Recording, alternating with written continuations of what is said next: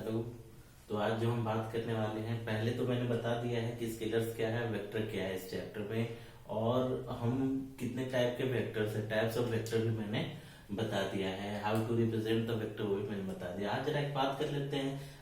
आज जो मैं डील करूंगा इस वीडियो में वो हम डील करेंगे कि what is equal vector, angle between the vector, resolution of vector, addition and subtraction of vector and position vector, जो आज इस वीडियो में मैं डील करने वाला हूं। तो सबसे पहले हम देखते हैं what is equal vector. What is equal vector? तो देखिए, इक्वल वेक्टर वो वेक्टर है, equal vector is the vector, equal vector is the vector whose magnitude is same and direction is the same. Magnitude और direction दोनों equal होना चाहिए। ऐसे vector को क्या कहते हैं हम? इक्वल वेक्टर कहते हैं। लेट से ए और बी है, देखिए दोनों का लेंथ बराबर है, लेंथ रिप्रेजेंट द मैग्नीट्यूड, तो मैग्नीट्यूड वाइज भी सेम है और दोनों की डायरेक्शन भी सेम है, तो हम कह सकते हैं कि vector A equal to vector B. But next इसमें आप देखो, मैग्नीट्यूड तो सेम है, पी और क्यू तो वेक्टर है, दोनों का मैग्नीट्यूड क्या है? सेम है, बट डायरेक्शन क्या है? डिफरेंट है। तो हम कहेंगे कि vector P is not equal to the vector Q। हमें इक्वल वेक्टर होने के लिए सेम मैग्नीट्यूड भी होना चाहिए और सेम डायरेक्शन भी होना चाहिए। चलिए अब हम बात करते हैं कि एंगल बिटवीन द वेक्टर। अगर आपको वेक्टर ऐसे लाइन डायग्राम के फॉर्म में दिया हुआ है तो हम किस तरह से दो वेक्टर के बीच का एंगल निकालते हैं। पहली बात तो ये जानना है कि जो भी हम एंगल निकालेंगे वो वेक्टर्स के बीच का एंगल जो है वो हमेशा 0 डिग्री से लेकर 180 डिग्री के बीच में ही होगा। ना ये 0 डिग्री से छोटा हो सकता है, ना 180 डिग्री से बड़ा हो सकता है, और एंगल हमेशा पॉजिटिव होना चाहिए। ठीक है, तो लिमिटेशन ये है, दो वेक्टर के बीच का एंगल 0 और 180 डिग्री के बीच में होगा।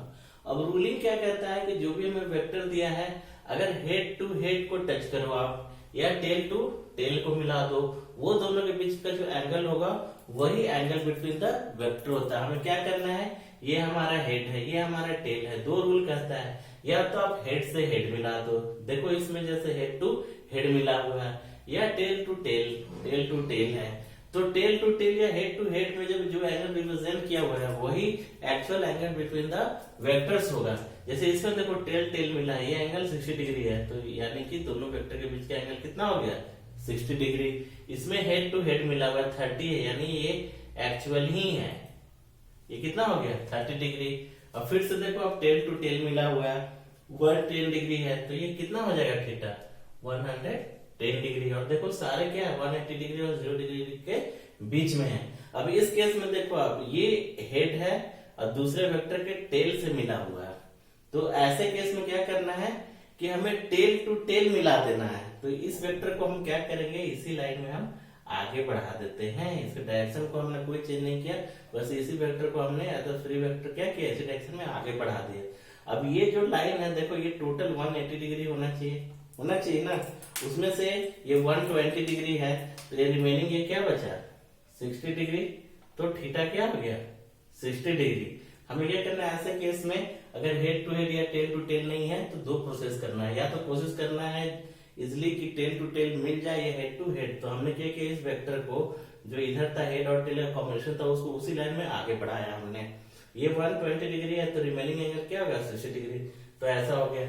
इस केस में आप देखो फिर से, इस केस में क्या है हमारा, ये दो वेक्टर है, इसमें क्या है, ये हेड और टेल का कॉम्बिनेशन है। तो फिर से हम क्या करेंगे, टेल टू टेल मिलाने की कोशिश करेंगे। तो हमने क्या किया कि इसी लाइन में इसको आगे बढ़ाया, ठीक है ना। इसी लाइन में हमने इस वेक्टर को क्या किया, आगे बढ़ाया। अब देखो ये 60 डिग्री है, तो अब ये एक्चुअल एंगल कितना हो गया? 120 डिग्री, क्योंकि एक लाइन पर जो है ये कितना एंगल बनाता है? 180 डिग्री। तो यहां पर एंगल क्या हो गया? 120 डिग्री। तो ये है निकालने का। अगर सिंपल हमारा कॉम्पिटिटिव एग्जाम में, अगर कॉम्पिटिटिव एग्जाम में ऐसे दिए हुए हैं तो आप सिंपली दो वेक्टर्स के बीच का एंगल फाइंड आउट करते हो, ठीक है। अब जरा हम देखते हैं, बहुत इंपॉर्टेंट टॉपिक अभी मैं डील करने जा रहा हूं, जरा उसे गौर से देखिएगा आप, ये बड़ा ही इंपॉर्टेंट है।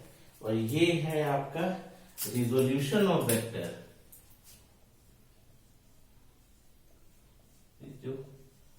Resolution of vector.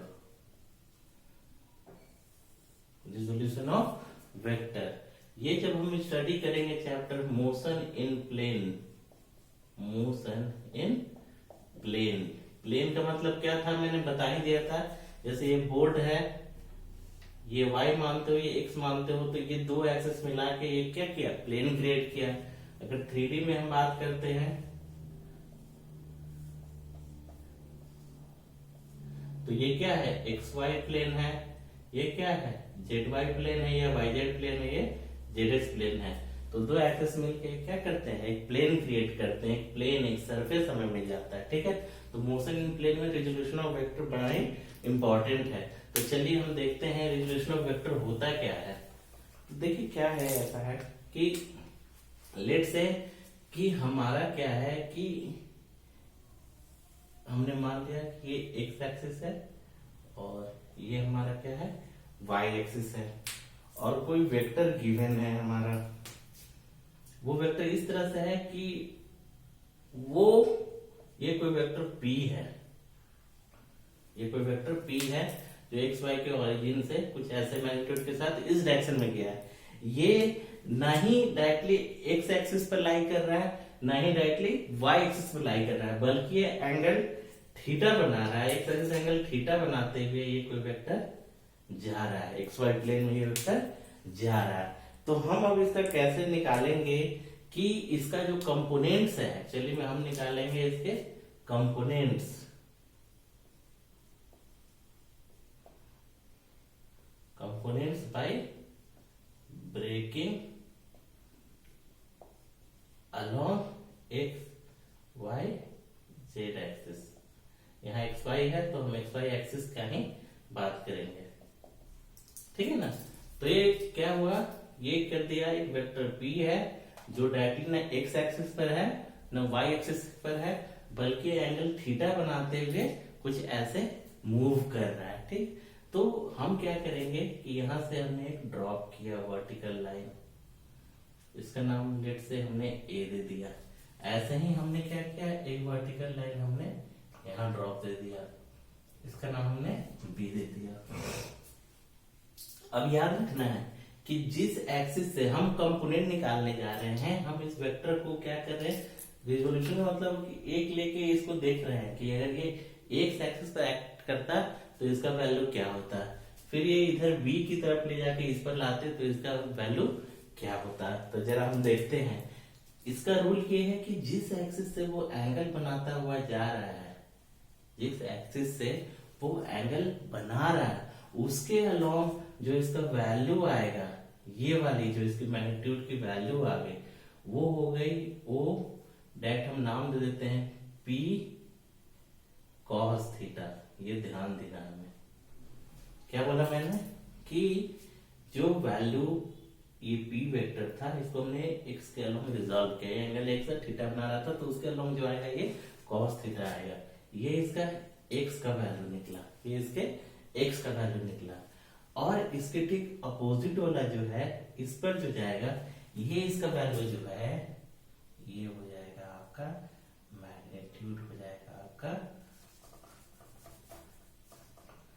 P sin theta. इसे भूलना नहीं है, ये क्या हो जाएगा, कंपोनेंट जिससे एंगल बना रहा है वो cos थीटा आ जाएगा, वेक्टर का मैग्नीट्यूड इनटू cos थीटा, ये vector P sin theta, P sin theta. तो एक बार गौर से देखो, ये अगर P sin थीटा है तो ये भी क्या हो जाएगा, P sin थीटा। बोलो आप, हो जाएगा ना, P sin थीटा। तो ये जो OP है, एक तरह से अब इस ट्रायंगल की अगर हम बात करें, टेट से इसका नाम हमने R दे दिया है। तो in triangle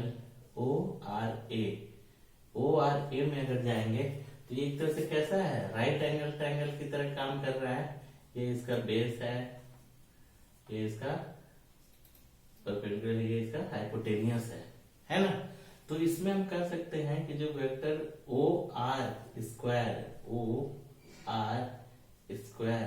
equal to OA square plus OA square plus AR का होल स्क्वायर, यानी वो क्या है, P स्क्वायर।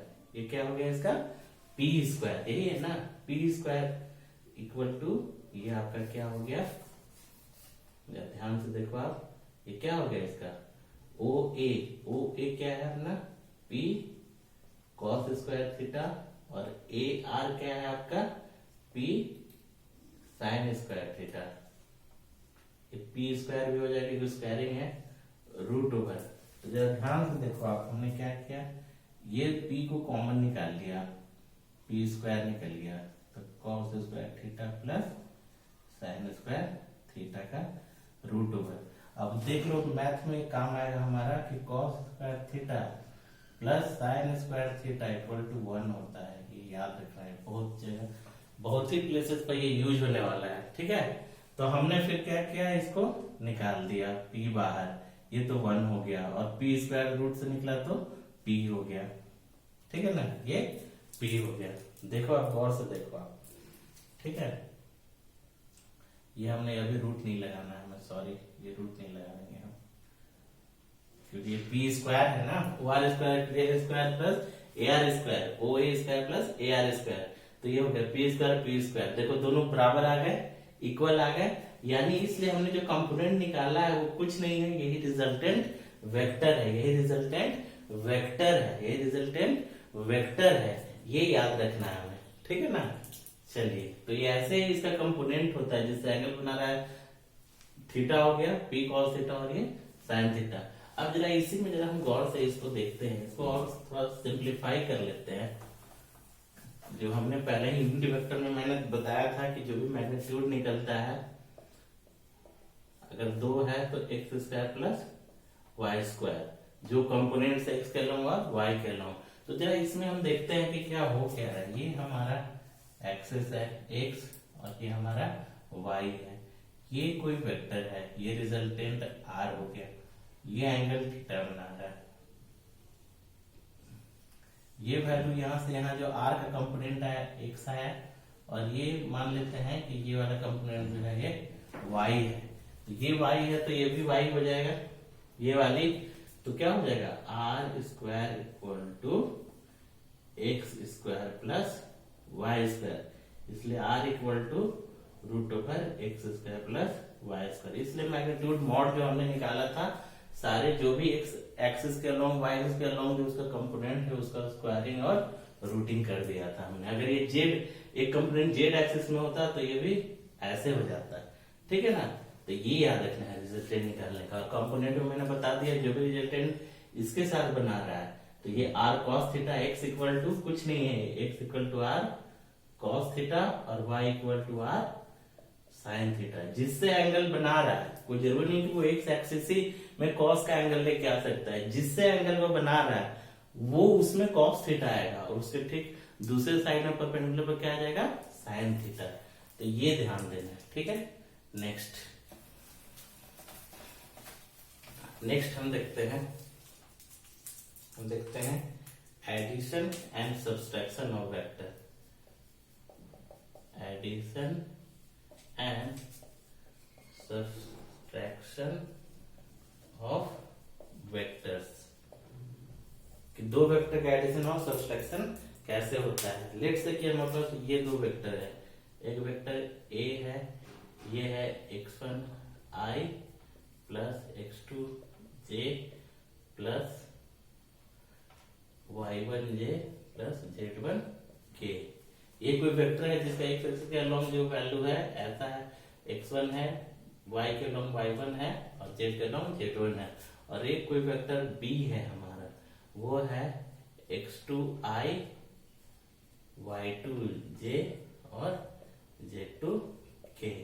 तो हम देखेंगे दोनों में एडिशन कैसे होता है। एडिशन जो है हमेशा क्या होगा कि i का i के साथ जो वैल्यू है जुड़ जाएगा, y का y के साथ और z का z के साथ जुड़ेगा। जो भी न्यूमेरिक वैल्यूज है i j के यूनिट वेक्टर के साथ जो वैल्यूज लगे हुए हैं, unit vector i j k के साथ जो न्यूमेरिक वैल्यू लगे हुए हैं, वो i का i के साथ j का j के साथ जुड़ेगा। लेट से अभी हम a प्लस b निकाल रहे हैं, a प्लस b, तो ये हो जाएगा x1 plus x2 i cap, ये जुड़ जाएगा। फिर y1 plus y2 j cap plus z1 plus z2 k cap.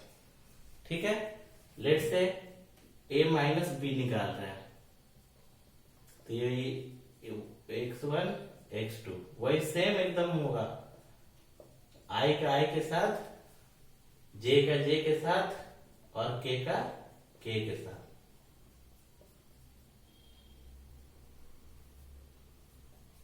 z1 minus z2 k।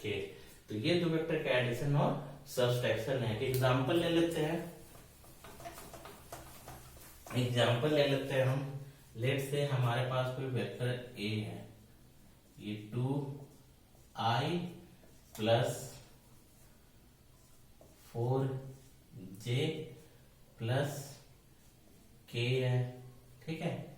ये b वेक्टर है कोई, ये हो गया 3i minus 2j plus 5k है, 5k है। हम दोनों को ऐड करना चाहते हैं, a प्लस b निकालना चाहते हैं, तो क्या होगा, i का i के साथ यानी 2 प्लस 3 कितना हो गया 5i प्लस फिर किसका 4 और माइनस 2 इनको ऐड हो जाएगा, 4 माइनस 2 क्या हो गया 4 माइनस 2 तो सिर्फ 2 बच गया, ये 4 और ये माइनस 2 है तो ये क्या बच गया 2 बच गया, प्लस i के साथ क्या है कुछ नहीं मतलब 1 है, तो 1 प्लस 5 6k, ये इसका एडिशन हो गया, ठीक है ना। अब इसका देखें सब्सट्रैक्शन देख लेते हैं, और इसका अगर मैग्नीट्यूड निकालना चाहेंगे तो a प्लस b का अगर मॉड कर देंगे तो कैसे, जो भी वैल्यूज है i j k के साथ उसको स्क्वायर कर देना है सबको, और ऊपर से क्या करना है रूट लगा देना है, यानी कितना हो गया 25 प्लस 4 प्लस 36, 36 और 4 40 रूट ओवर 65। तो ये इसका मैग्नीट्यूड निकालने का है। अब चलिए इसको देख लेते हैं, a माइनस बी करते हैं जरा, a माइनस बी करते हैं, 2 माइनस 3, 2 माइनस 3 तो कितना हो गया माइनस 1, मतलब क्या सिर्फ सिंपली i लिख देते हैं। 4 माइनस ऑफ माइनस 2, 4 या ऐसे आपको दिखा देते हैं कि 2 minus 3i plus 4 minus of minus 2j plus 1 minus 5k, 1 minus 5k, तो ये क्या हो गया माइनस i। अब इसको देख लेते हैं, plus 4 minus minus 2 minus minus क्या प्लस, तो 6j और माइनस 4k, 1 माइनस 5 कितना हो गया माइनस 4, तो ये हो गया a माइनस बी। अब a माइनस बी का अगर मॉड निकालना चाहेंगे तो क्या हो जाएगा, फिर से वही root over i j k के साथ जो न्यूमरिक वैल्यू है, यहाँ क्या है माइनस 1, तो माइनस 1 का होल स्क्वायर, 6 का होल स्क्वायर प्लस माइनस 4 का होल स्क्वायर, यानी 1 प्लस 36 प्लस 4 का रूट ओवर 40 रूट ओवर 41। तो ये हुआ वेक्टर का एडिशन और सब्सट्रैक्शन, ठीक है ना, ये हुआ वेक्टर का एडिशन और सब्सट्रैक्शन। आगे हम देखते हैं कि भैया पोजीशन वेक्टर क्या होता है, ये पोजीशन वेक्टर क्या होता है, इसको हटा रहा हूं मैं। अब देखते हैं हम कि what is position vector, position vector, position vector. अब पोजीशन वेक्टर क्या करता है, क्या हेल्प कर रहा है, helps to know position or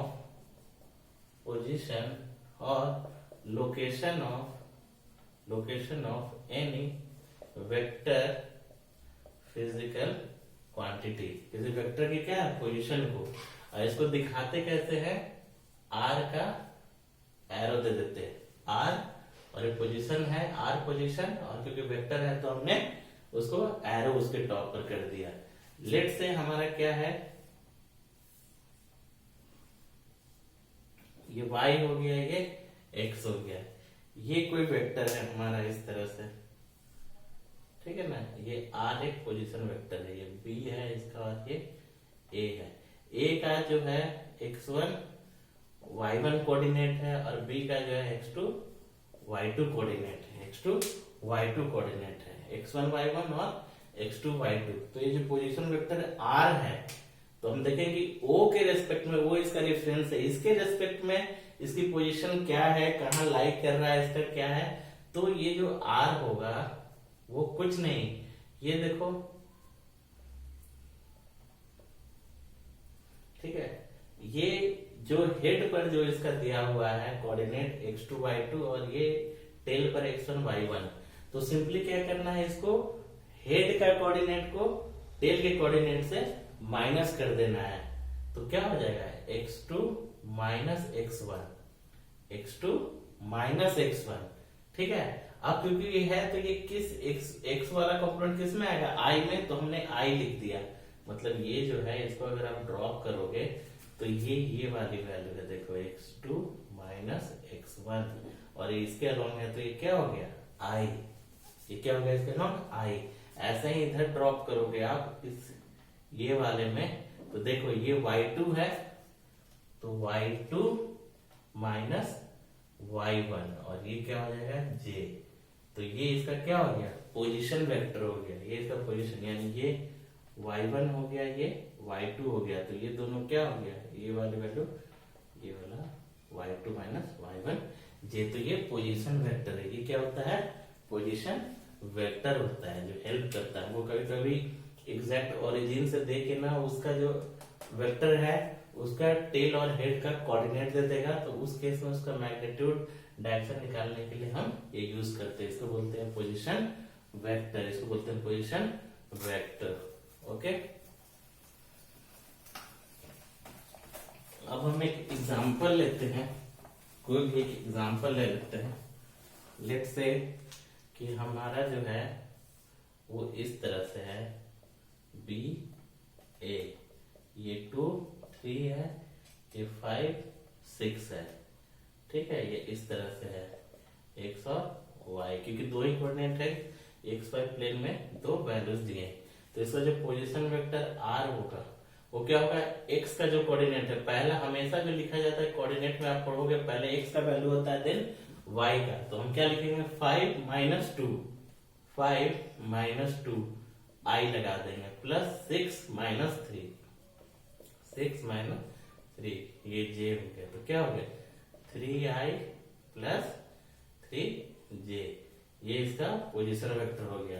इसका मैग्नीट्यूड निकालना चाहेंगे हम, तो कैसे निकलता है, i और j के अलोंग जो है उसको स्क्वायर कर दो, ऐड करके रूट लगा दो, तो 9 प्लस 9 रूट ओवर 18 यानी 3 रूट 2, ये इसका हो गया, ठीक है।